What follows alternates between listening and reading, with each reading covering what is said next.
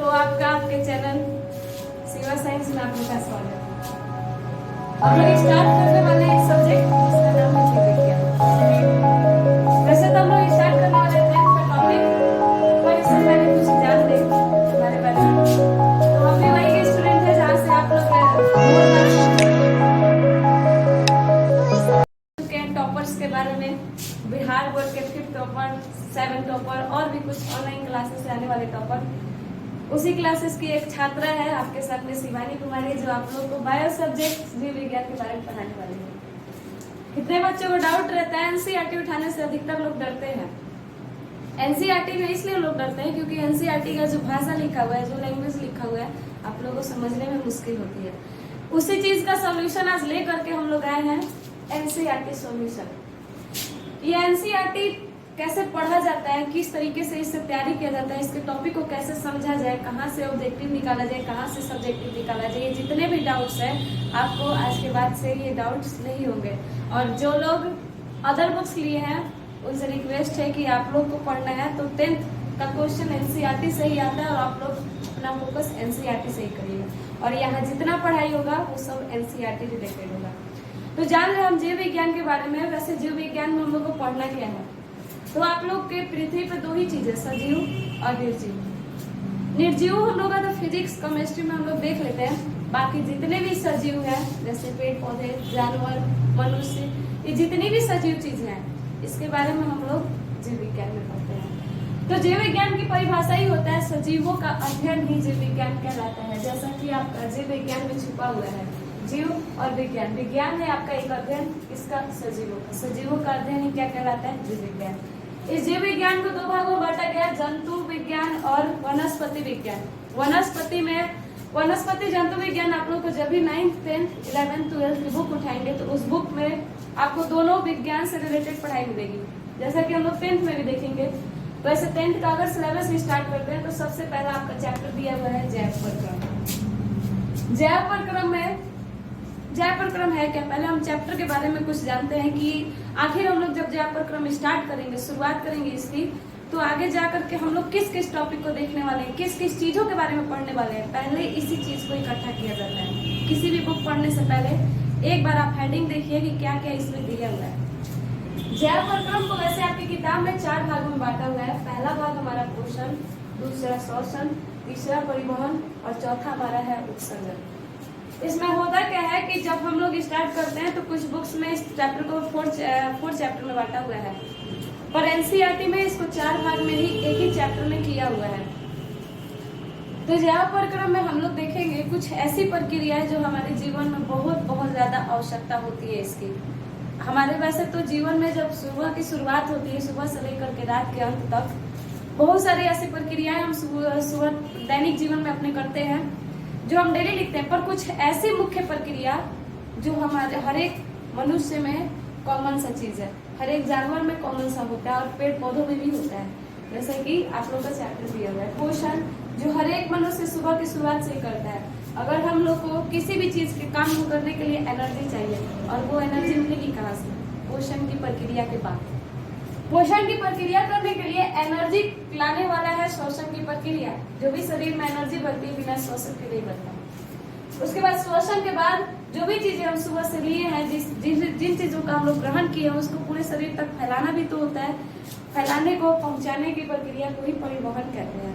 और इन सारी चीजों में शामिल बेकार पदार्थ, नाइट्रोजन, कुछ गैसें हो गए, कुछ लिक्विड पार्ट हो गया और कुछ हमारे ठोस कण हो गए, कुछ बेकार ऐसे अपशिष्ट हो गए जो शरीर में हानिकारक होते हैं, उनको लास्ट में उत्सर्जित कर देता है और यही प्रक्रिया उत्सर्जन है। यानी जैव प्रक्रम में आपके जीवन में प्रक्रिया में जो भी मुख्य 4 प्रक्रियाएं हो रही हैं वही हम लोग देखते हैं।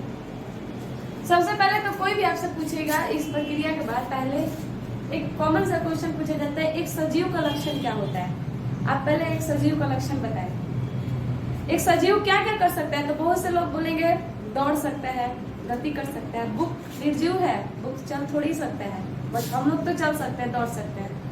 पर अगर बात उठाया जाए पेड़ पौधे की, तो पेड़ पौधे तो नहीं चल सकते, पर उनको भी सजीव कहा जाता है। तो सजीवों का जब आपसे लक्षण पूछा जाए तो कुछ ऐसे विशेष लक्षण बताएं जो हर लोगों में होती है। जैसे वृद्धि, पेड़ पौधे भी छोटे से बड़े होते हैं, तो वृद्धि हमारा एक विशिष्ट लक्षण हो गया। सजीवों के लक्षण में वृद्धि हमारा पहला विशिष्ट लक्षण हो गया। दूसरा है हमारा प्रजनन की प्रक्रिया। प्रजनन की प्रक्रिया एक ऐसी विधि है जिससे एक नई संतति बनती है। इतनी सारी जनसंख्या कहाँ से आई है? इसी विधि के द्वारा। तो प्रजनन भी एक विशिष्ट लक्षण है किसका? सजीवों का।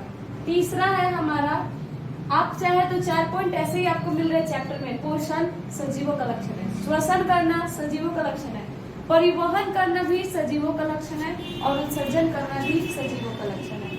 इसके अलावा आप लोग उपापचय, अपचयन, उपापचय बस भी करके छोड़ दे। तो ये सारे जो है वो सजीवों का लक्षण है। यानी इन सारे पॉइंट को अगर आप इकट्ठा कर देते हैं और आपसे 2 नंबर का एक शॉर्ट क्वेश्चन पूछा जाता है, सजीवों का लक्षण बताएं।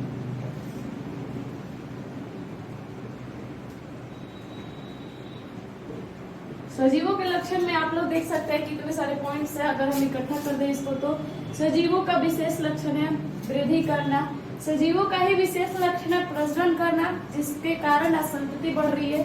तीसरा है हमारा उपापचय। उपापचय में कितने लोग कंफ्यूज हो गए कि उपापचय क्या है? तो आपको बता दें कि उपापचय में जो भी हमारे शरीर में कुछ कोई भी पदार्थ टूटता है और बनता है। एग्जाम्पल फॉर, आप लोग चावल खाते हैं पर हमारे शरीर में चावल थोड़ी मिलता है। हम लोग दाल खाते हैं पर दाल थोड़ी। कुछ लोगों का आपने सुना भी होगा कि दाल खाने से प्रोटीन मिलता है। तो दाल खाने से प्रोटीन आता कहाँ से है? पहले वो दाल के कण आपके शरीर में टूटते हैं और टूटने के बाद प्रोटीन बनते हैं। तो ये जब पूरी प्रक्रिया हो रही है, इसी को शामिल करके हम उसको नाम देते हैं इस प्रक्रिया को उपापचय। तो ये भी एक सजीवों का लक्षण है। उसके बाद पोषण करना भी 4th पॉइंट देख सकते हैं, एक सजीव का लक्षण है। श्वसन की प्रक्रिया भी एक सजीवों का लक्षण है। और 6 पॉइंट हमारा परिवहन भी एक सजीव का लक्षण है, उत्सर्जन भी। यानी 7 पॉइंट है आपके पास। और बस 2 नंबर का क्वेश्चन पूछा जाता है, सजीवों का विशेष लक्षण बताए। सजीवों का विशेष लक्षण निम्नलिखित है। इस तरीके से आप पॉइंट करके 7 पॉइंट है आपके पास। कोई भी आप 4 पॉइंट उठाए और उस 4 पॉइंट को लिख दे, कभी कोई गलत नहीं काट सकता। तो जया प्रक्रम चैप्टर स्टार्ट करने से पहले हम लोग को बताना चाहिए किसी भी चीज, पहले लक्षण बताना चाहिए कि एक सजीव कर क्या कर सकता है। उसके बाद हम लोग चैप्टर में तो देखेंगे ही। तो ये आपका सबसे पहला एक क्वेश्चन बनता है, सजीवों का लक्षण बनता है, जिसमें हमने इतनी सारी पॉइंट्स देखी हैं। अब हम लोग स्टार्ट करते हैं कि जैव प्रक्रम अगर कोई डायरेक्ट पूछता है चैप्टर उठा के कि जैव प्रक्रम है क्या, तो हम लोग इसके लिए क्या आंसर देख सकते हैं। तो अब हम लोग देखेंगे जैव प्रक्रम के बारे में। अगर जैव प्रक्रम की परिभाषा कोई पूछता है तो आपके शब्द में ही परिभाषा छुपा हुआ है। आपको कहीं और से शब्द खोजने की जरूरत नहीं है, इसी में आपका परिभाषा है। जैव का अर्थ जीवन और प्रक्रम का अर्थ प्रक्रिया, यानी जीवन में होने वाली ऐसी मुख्य प्रक्रिया। जैसे हम लोग 4 पार्ट देखे, पोषण, श्वसन, परिवहन, उत्सर्जन। ये चारों पॉइंट को आप इसमें डाल दीजिए।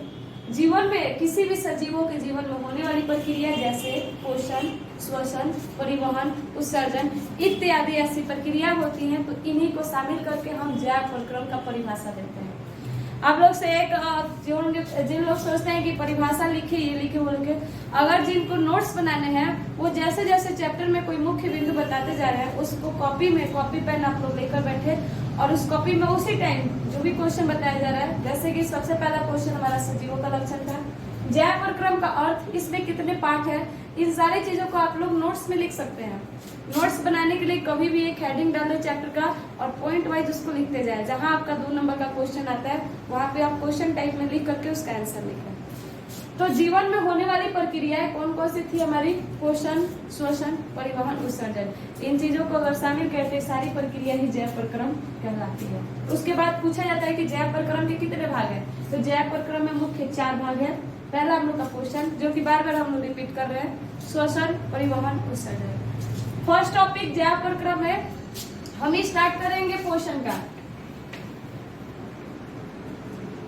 जब आप एनसीईआरटी खोलेंगे तो उसमें फर्स्ट टॉपिक स्टार्ट किया हुआ है पोषण का, और पोषण के बारे में कुछ पॉइंट्स बताया गया है। तो पोषण है क्या? वैसे नॉर्मल सा क्वेश्चन है, पोषण क्या है? अगर हम अपने घरेलू भाषा में पूछे या घरों में पूछा जाए तो बस बोलेंगे कि खाना खाने का अर्थ क्या है, आप लोग खाना क्यों खाते हैं। एक क्वेश्चन सिंपल से, आप लोग खाना क्यों खाते हैं? तो एनर्जी के लिए। हम लोग को कोई काम करना है तो एनर्जी चाहिए, और एनर्जी के लिए हम लोग भोजन खाते हैं। तो बस यही सिंपल सा तो क्वेश्चन कहलाता है। क्वेश्चन में कुछ आपको नया शब्द नहीं जोड़ना, बस क्वेश्चन क्यों क्या है या क्यों किया जाता है, जितने भी घुमा करके क्वेश्चन वही होता है। क्वेश्चन पूछने का तरीका बस अलग अलग होता है। क्वेश्चन के बारे में आपसे कोई पूछता है कि क्वेश्चन क्या है, तो हमारे अपने शरीर में ऊर्जा की वृद्धि के लिए अनेक शरीर में हम लोग दिन भर काम करते हैं। दिन भर काम करने की वजह से हमारे शरीर में हल्का टूट फूट होते रहता है अंदर कोशिकाओं में। तो कोशिकाओं की टूटी फूटी कोशिकाओं की मरम्मत करने के लिए, हमारे शरीर में वृद्धि करने के लिए, ऊर्जा की प्राप्ति के लिए हम लोग भोजन ग्रहण करते हैं। और भोजन से जो भी ऊर्जा प्राप्त होती है, इन सारी प्रक्रियाओं को ही हम लोग पोषण कहते हैं। पोषण क्या है? सिंपल सा, हमें जिन चीजों की आवश्यकता है पहले वो आप लिख दे कि हम इन आवश्यकताओं को पूरा करने के लिए क्या ले रहे हैं, भोजन ले रहे हैं। भोजन से मिल क्या रहा है? ऊर्जा मिल रहा है, हमारे शरीर की वृद्धि हो रही है, कोशिका की मरम्मत हो रही है, और इन्हीं सारी प्रक्रियाओं को हम लोग क्या कहते हैं? पोषण कहते हैं। उसके बाद पोषण को मुख्य 2 प्रकारों में बांटा गया है। सबसे पहला है स्वपोषण और दूसरा है हमारा परपोषण। परपोषण को कुछ लोग या इसका दूसरा नाम बोले तो विषम पोषण है। पोषण का दो प्रकार है, पहला हमारा स्वपोषण, दूसरा हमारा परपोषण या उसका दूसरा नाम विषम पोषण। इसमें आपको बस एक चीज तो कॉमन है, पोषण पोषण पोषण का प्रकार है तो वो चीज तो कॉमन है। बस आप इस चीज को देखिए, यहाँ क्या लिखा हुआ है? स्व, यानी कहीं ना कहीं स्व का मतलब अपना होता है, यानी कोई ना कोई ऐसा काम होगा जो खुद के द्वारा हो रहा है। उसके बाद दूसरा हमारा परपोषण, पर या विषम, इसका अर्थ होता है पराया, यानी कोई अन्य जीव इसमें शामिल होंगे।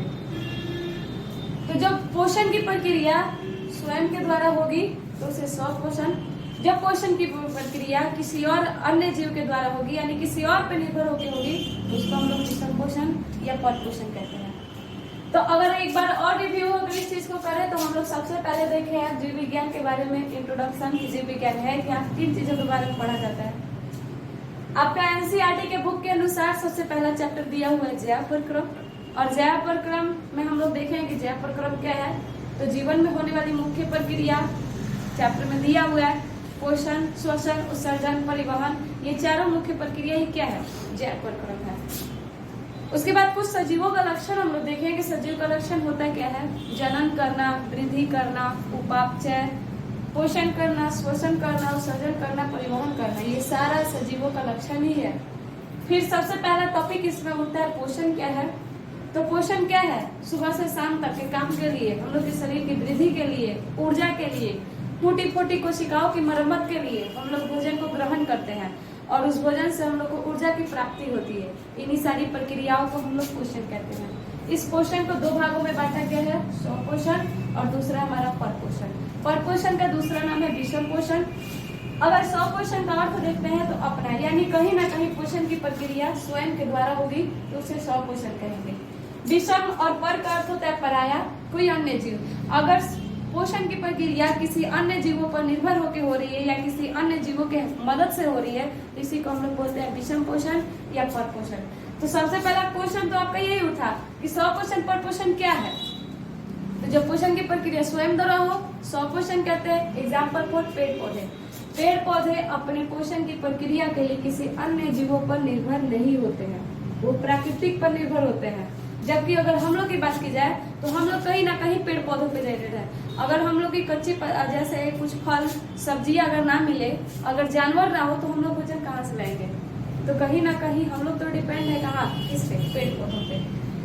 बस एक ऐसा जीव है पेड़ पौधे, और कुछ जीवाणु भी होते हैं इसके अंदर जो स्वपोषण का काम करते हैं। कुछ शैवाल वगैरह हम लोग देखते हैं, कुछ जीवाणु देखते हैं। पेड़ पौधे, जीवाणु, ये सारी ऐसी चीजें हैं जो खुद से पोषण करती है, खुद से अपना भोजन लेती है, खुद से अपना एनर्जी बनाती है। परपोषण जैसे कि हम लोग भोजन किसी और की मदद से लेंगे, ऊर्जा भले हमारे शरीर में बनेगा। तो जब पोषण की प्रक्रिया किसी अन्य जीवों पर निर्भर होके हो तो उसे विषम पोषण कहते हैं। एग्जाम्पल कोई पूछते हैं आपसे जैसे में, तो आप लोग जैसे में लिख सकते हैं मनुष्य, जानवर, मच्छर आदि।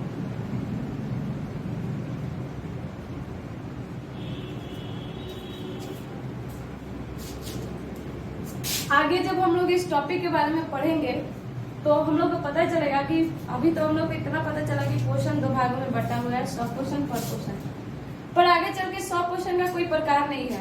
अब यहाँ पे क्यों नहीं प्रकार है, जबकि विषम क्वेश्चन कई भागों में बटा हुआ है।